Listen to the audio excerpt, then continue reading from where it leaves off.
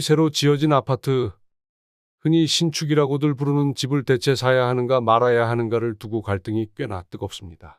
많은 분들께서 댓글로 다양한 경험을 공유해 주셨는데, 능력이 되면 신축에 살면 좋은 점도 많고, 왜 많은 전문가들이 신축을 사지 말라고 조언하는지 그 이유도 분명히 있다고 하시더군요. 오늘은 그 이야기를 천천히 그리고 길게 나눠보겠습니다. 먼저 이런 내용부터 이야기해보고 싶습니다. 출퇴근 거리 문제입니다. 한 분이 출퇴근 시간이 인생의 큰 변수라고 하셨는데 그 말씀이 정말로 공감되지 않으십니까? 직장과 집이 가까우면 삶의 질이 확연히 올라간다는 분들이 많으셨습니다. 신축이고 구축이고 떠나서 우선은 직주 근접부터 챙기는 게 훨씬 더 중요하다고 하시더군요. 아무리 아파트가 새 것이고 내부가 좋다 한들 하루에 몇 시간씩 길 위에 있어야 한다면 몸과 마음이 지치기 마련이라는 거지요. 그렇다면 왜 이렇게 많은 부동산 전문가들이 신축 사지 말라고 조언하는가 다들 궁금하실 겁니다. 이 말씀이 무조건 신축은 절대 안 된다는 의미가 아니라는 점부터 짚고 넘어가고 싶습니다. 댓글들을 보면 능력이 되시는 분들은 당연히 신축을 사서 쾌적한 삶을 누려도 좋다고들 말씀하세요. 다만 문제는 무리한 대출, 소위 말해 영끌을 해가면서까지 높은 가격대의 신축에 진입하려는 분들에게 주의하라는 거예요. 집값이 오르든 안 오르든 대출 이자와 생활비가 감당이 된다면 괜찮겠지만 무리해서 사놓고 나중에 이자 부담에 생활이 힘들어지면 결국 삶의 질이 떨어지게 되거든요. 또 어떤 분은 곧 죽어도 신축을 외치는 것을 경계하신다고 하셨습니다. 실제로 신축이 주차장 연결도 편하고 커뮤니티 시설도 잘 갖춰져 있고 설비나 배관 등 건물 자체가 새로 지어졌으니 당연히 쾌적하지 않겠냐 하는 의견이 많았습니다. 살다 보면 당연히 주차가 편하고 엘리베이터가 넉넉하고 단열이 잘 되는 집에 사는 게 훨씬 좋으니 마음이 기우는 건 당연합니다. 그런데 이분들이 지적하는 건 내 형편에 맞지 않는 신축을 사면서 식비나 문화생활비조차 제대로 쓰지 못하고 고정비를 감당해 나가느라 궁지에 몰리는 상황입니다. 삶의 질이 높아진다면서 제대로 생활은 하지 못하는 모순이 생길 수 있다는 거죠. 여기서 꼭 짚고 넘어가야 할 부분은 입지라는 단어입니다. 댓글에서도 입지야말로 부동산의 핵심이라고들 하셨지요. 신축이 아무리 좋아도 교통이 불편한 곳이면 수요가 줄어들고 실제 거주자의 삶의 만족도도 감소합니다. 주변에 마트나 병원, 공원 같은 생활 편의시설이 잘 갖춰져 있는지도 중요합니다. 신축이라고 해서 전부 다 위치가 우수한 곳에만 들어서는 건 아니거든요. 어느 분 말씀처럼 차라리 역세권이나 좋은 학군, 직장과의 거리가 가까운 곳, 재래시장이나 병원 같은 편의시설이 있는 곳이면 구축이라도 충분히 살 만하다고 하셨습니다. 그러나 또 다른 분들은 이렇게도 말씀하세요. 구축을 아무리 리모델링해도 따라갈 수 없는 것들이 있다고요. 구조 자체가 옛날 평면이라 방 크기가 불균형하거나 천장이 낮고 아파트 단지 내 조경이나 커뮤니티 시설은 리모델링으로 해결할 수 있는 영역이 아니라고요. 그래서 차라리 신축의 쾌적함을 포기하기가 어렵다며 같은 평수라도 신축이 훨씬 공간 활용이 좋다는 의견입니다. 그리고 무엇보다 지하주차장이 건물 내부로 곧장 연결되니 아이를 키우는 분들이나 날씨가 궂을 때 특히나 편하다는 경험담도 많았지요. 그렇다면 모든 부동산 전문가들이 제발 신축 사지 말라고 권고하는 진짜 이유는 뭘까요? 방금 말씀드린 여러 장단점에도 불구하고 그분들이 말하는 요지는 결국 하나로 귀결됩니다. 그것은 바로 무리하면 안 된다는 것입니다. 여유 자금이 넉넉하고 신축에 살면서 누릴 수 있는 혜택을 감당해도 흔들림 없는 경제적 상황이라면 신축을 굳이 피할 이유가 없다는 겁니다. 하지만 지금은 대출 규제와 금리 문제 등이 복합적으로 겹쳐 있기 때문에 예전처럼 대출을 마구 받을 수 있는 상황도 아니고 받아서 영끌을 해도 이자를 버티지 못할 위험이 크다고들 하시지요. 전문가들이 우려하는 건 바로 그 부분입니다. 혹자는 구체적인 수치를 말씀하기도 했습니다. 기존 구축도 많이 올라서 가격이 만만치 않다고, 또 역세권 대단지 구축도 떨어지지 않는다고요. 그러다 보니 어차피 많이 오른다면 차라리 새 아파트가 낫지 않겠느냐는 반론도 있습니다. 실제로 이런 분들은 구축 살다가 적지 않은 하자나 배관 문제, 층간소음, 관리가 부실한 단지에서 겪는 고충을 호소하시기도 했어요. 반면 신축으로 이사 갔더니 주차나 단열이 훨씬 편해져서 삶의 질이 한층 올라갔다는 분도 계셨습니다.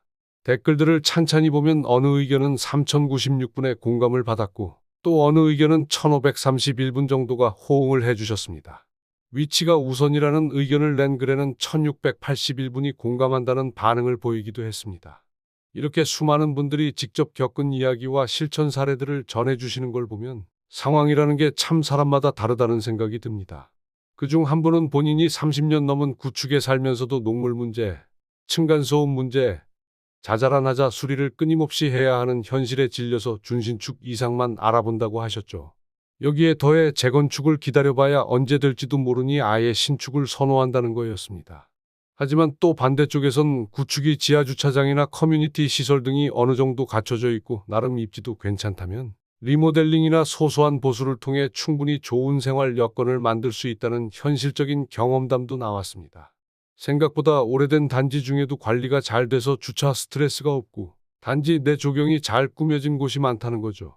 그러니 결국은 예산 그리고 생활 우선순위, 가족 구성원 등의 문제에 따라 달라질 수밖에 없다는 것입니다. 이쯤에서 또 하나 흥미로운 이야기는 신축도 결국 10년이면 구축이 된다는 말입니다.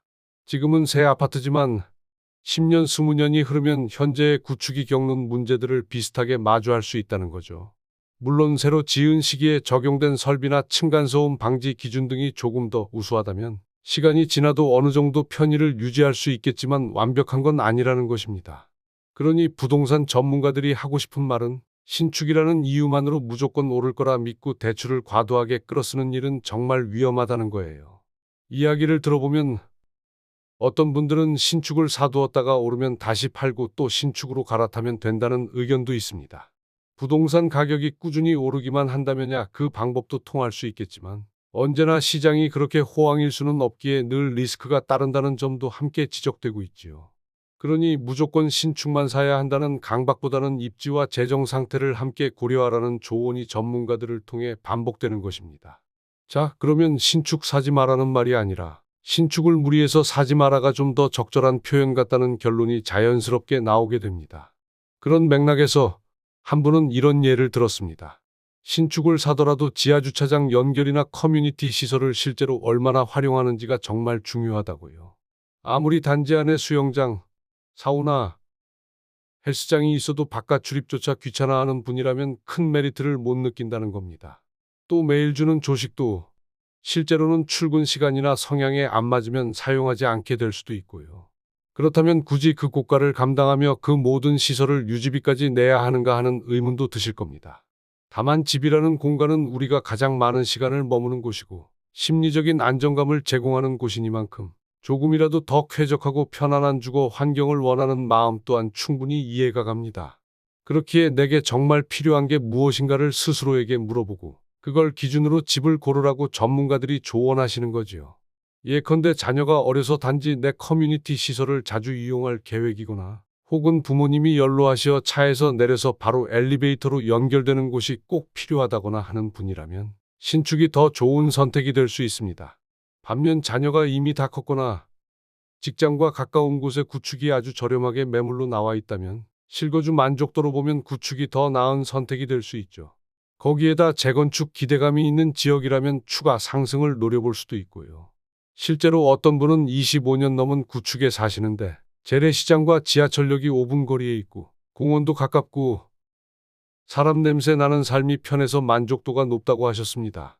투자가 아닌 실제 거주 목적이라면 그렇게 마을 공동체 안에서 정을 나누고 여유 있는 삶을 사는 것이 오히려 행복이라고 하시네요. 그러다 보니 요즘엔 이런 타협도 나오고 있습니다. 지하주차장과 어느 정도의 커뮤니티 시설이 있는 준신축 정도면 충분하지 않느냐 하는 이야기지요.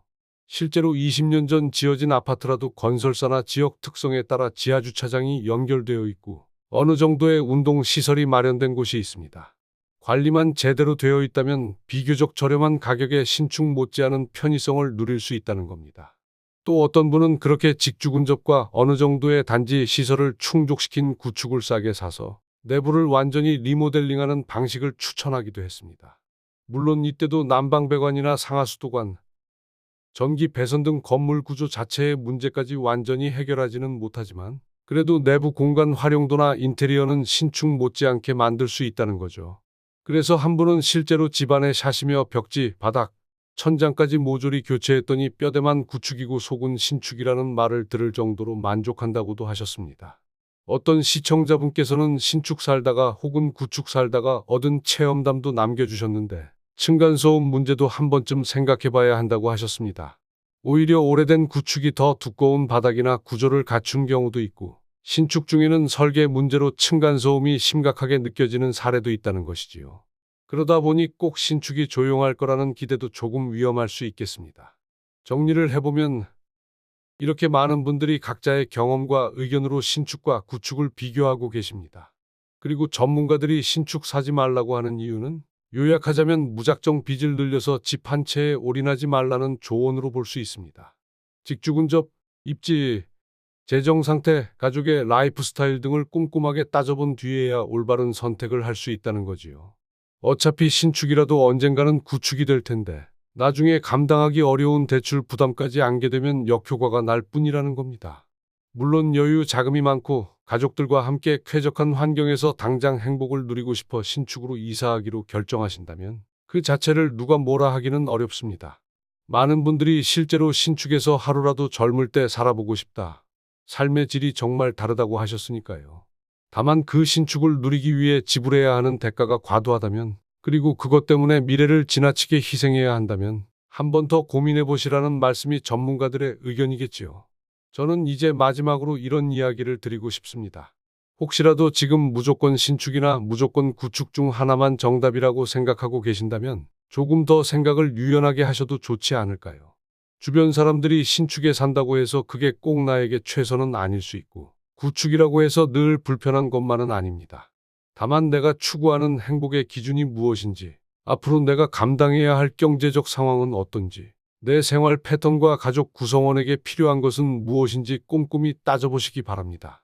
실제로 어떤 분은 성인이 된 자녀가 없어서 학군이 크게 필요치 않고 신축이나 준신축 단지 내 커뮤니티를 거의 이용하지도 않는다며 차라리 직장 옆 구축 아파트에서 여유로운 시간을 가지겠다고 하셨습니다. 반대로 또 다른 분은 어린아이들이 커가는 시기에 단지 내에서 안전하고 체계적으로 커뮤니티 시설을 활용할 수 있는 신축을 선호하신다고 하셨습니다. 이렇듯 라이프 스타일이나 가정 환경에 따라 답이 전혀 다르게 나올 수 있지요.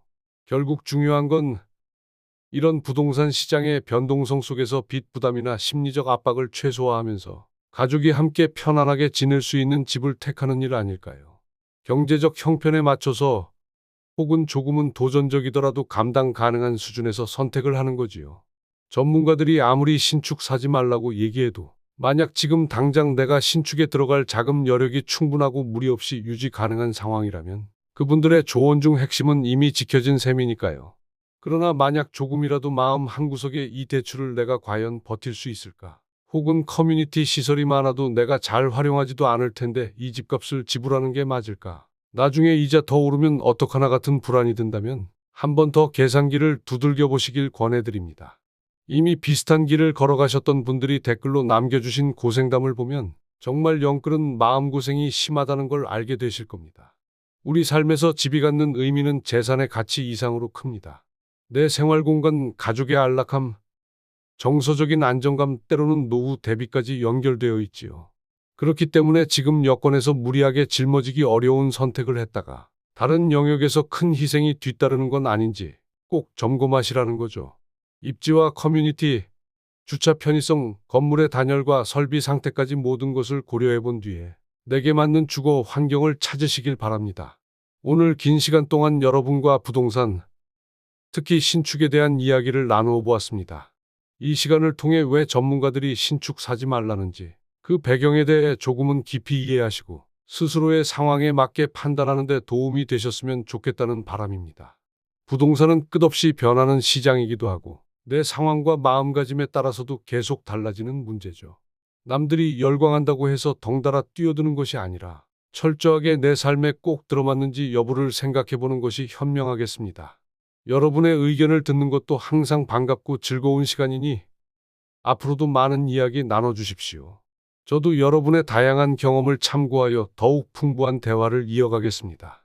오늘 말씀드린 내용이 부디 여러분께 작은 힌트나마 되기를 바랍니다. 이만 여기서 마무리하겠습니다. 모두 편안하고 행복한 밤 되시길 바라며 언제나 건강 잘 챙기시고 좋은 선택 이루시길 응원하겠습니다. 감사합니다.